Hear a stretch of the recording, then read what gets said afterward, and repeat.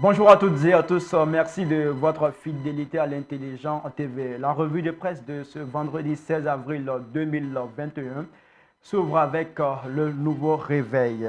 Le quotidien consacre sa une à la condamnation à vie et à 2 milliards d'amende de Amadé Ouérémy. Pour le confrère, ce chef de guerre paye seul le massacre commis à l'ouest de la Côte d'Ivoire.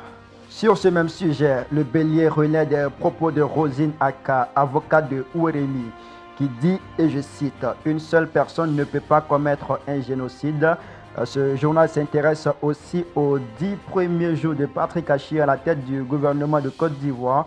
Dialogue politique sorti des crises 10 jours après le nouveau gouvernement, toujours rien, lance le Bélier à sa une. Chez nos confrères de Le Patriote, on fait la part belle à la réconciliation nationale et à la cohésion sociale. Ouattara que défend pour la paix, s'exclame le confrère qui explique en appoint pourquoi l'opposition doit sortir de sa logique d'affrontement. Institution de la République, Ouattara remet tout le monde au travail. Le nouveau président du CESEC a pris fonction hier.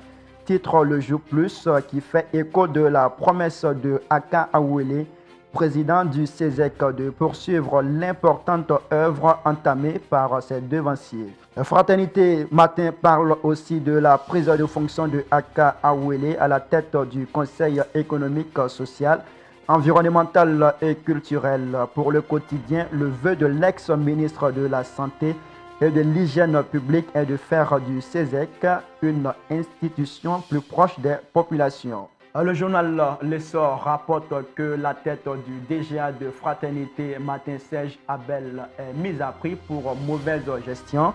Il poursuit en indiquant que les agents dénoncent la gabegie, le népotisme et le favoritisme, et de conclure que le résultat de l'audit est exigé.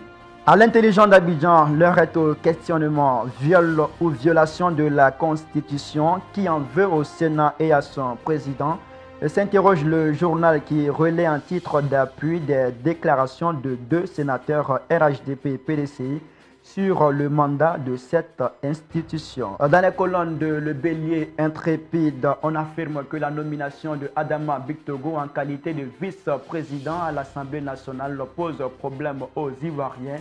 Le journal croit savoir les raisons qui seraient à l'origine de ce fait.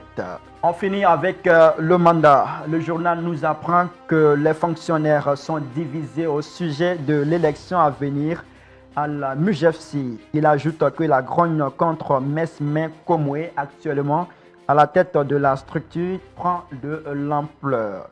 J'ai été très heureux de vous avoir présenté cette dernière revue de presse de la semaine, en espérant vous retrouver la semaine prochaine pour d'autres moments d'information.